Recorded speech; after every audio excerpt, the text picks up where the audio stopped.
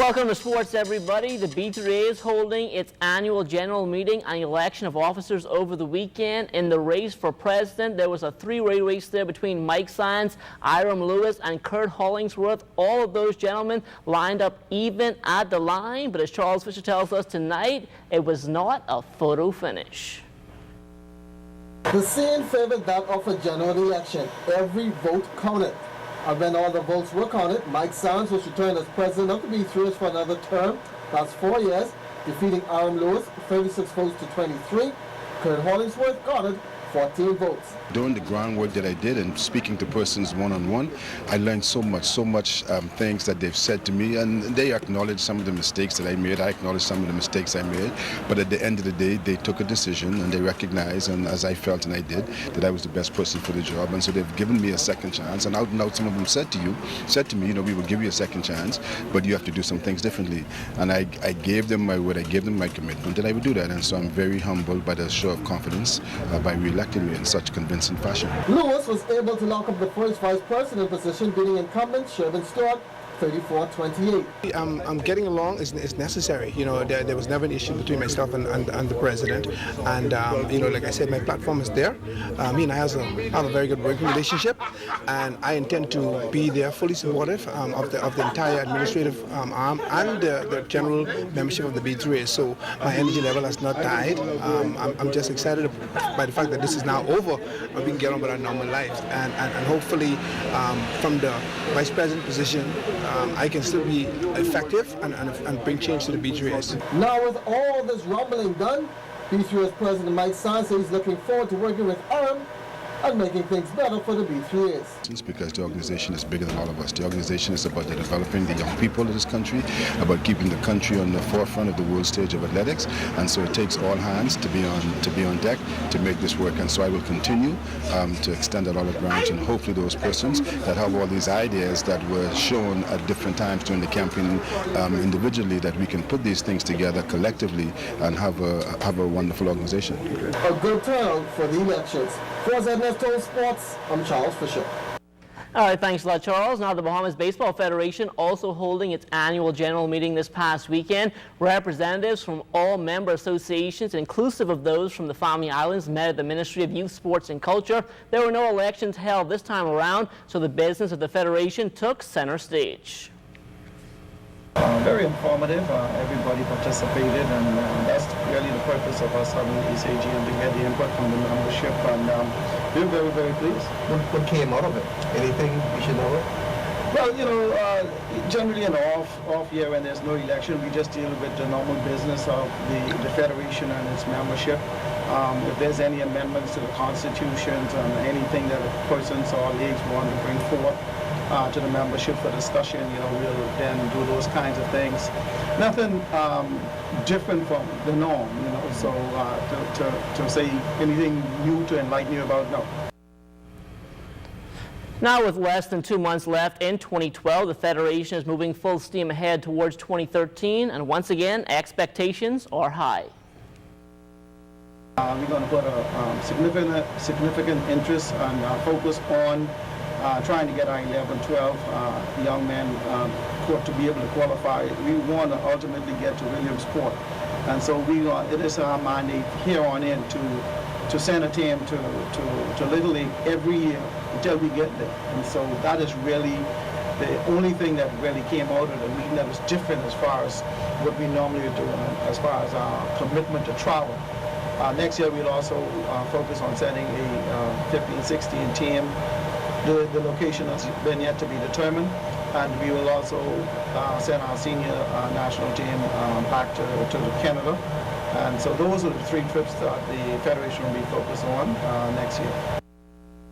Well, the Bahamas Football Association opening its new beach soccer facility at Malcolm Park in grand style on Saturday past. Fans got a real treat as the Bahamas took on the Reggae Boys from Jamaica, and this one went right down to the wire before the visitors escaped with a 6-5 victory. For Gavin Christie, the loss was a bitter pill to swallow. It is disappointing, you know, but it's still the sport is still growing here in the Bahamas. We still did well. We had a good chance of winning. We just didn't finish our chances. What's your impression of soccer in the Sun and the Bahamas? Look like the sport can really catch on. Well, you know, today was a great showing by the Bahamian team, and it shows that we can compete with a powerhouse in the Caribbean as of Jamaica. Anyone who watched the match saw it was a very close match, and it shows how close the two countries are. Normally, when you play on grass, the division between both countries are much larger, but on beach soccer, you know, we have a very strong team. It's a smaller team, a quicker team, and we have a lot of skillful players, and so we have a good chance of competing against larger nations in the sport. Now, Fred Lunn has taken on the responsibility for beach soccer in the Bahamas, and he believes that the future looks bright despite the loss to Jamaica. That was a fantastic match. You know, regardless of won or loss, it's a win for the Bahamas. Opening this facility, inviting Jamaica in. Both teams played exceptional. I think the fans enjoyed it. Had some spectacular goals. It's unfortunate. The score, I lose my one goal is kind of tough. This is the foundation that is in place now for soccer in the Sun and the Bahamas. I think so. Well, it's a foundation for our youth development programs as well. To start these kids playing on sand and getting them exposed at a younger age to develop those skills they need to take the grass. So that's what we're going to work on with our youth players. All of these guys came through our youth program. And you can see the display today. They were fantastic, and it was a great show by them today. It's unfortunate, like I said, losing by one goal, but it was a spectacular show by both teams. What's up next for you guys? Well, World Cup qualifiers, which will be in March. We know we have to work on now, so we'll be ready for March. And we're hoping we can have that qualifier right here in the Bahamas. We're working on that as well. Well, festivities for the 2012 Sports Hall of Fame closing out on Friday night with a banquet at the Sheraton Nassau Resort. Among the speakers were Athama, Bowe and Prime Minister, the Right Honourable Perry Christie. Another set of Tommy Robinsons. Finding another set of sweet bells, looking for another rich Magnums, searching for another sailing Sir Derwent, and most certainly looking for another Joel Stubbs, the biggest back in the world. Take some of these people around to our schools and explain to the young ones in the schools who they are, why they're being honored, so that they would come to understand why it is important to say to themselves, I'm going to be able to do that too. And so that's what I think. We have to work hard. Take some of them to some of the islands and just let, on occasion tell Belzy Smith, come go with me. I'm going to take you to Bimini. Let the young people of Bimini see and tell them what it is. Those are the things we have to do.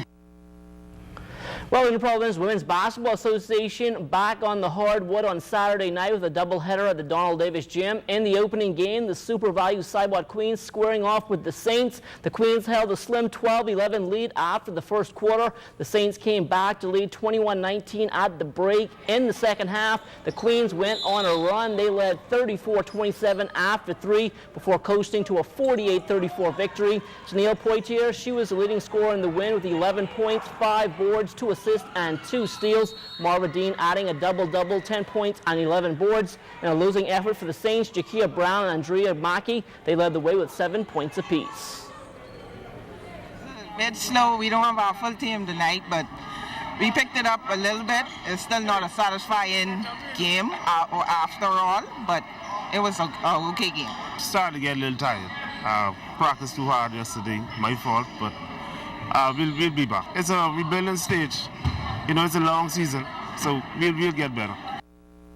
As for the feature game on Saturday night, that was a matchup between the Johnson Truckers in the red and blue and the Bomagee Operators in the yellow and blue. Both of these teams always seem to be in the running at the end of the season, and so this was a pretty good test early in the season. In the end, though, there could only be one winner, and the Truckers, they would ride on the backs of Latoya Roll and Glenda Gilcud. They held off the Operators 60-53. League play will pick back up again tomorrow night starting at 7:30 in the opener. Both the Saints and Operators will look to rebound from their respective losses on Saturday night.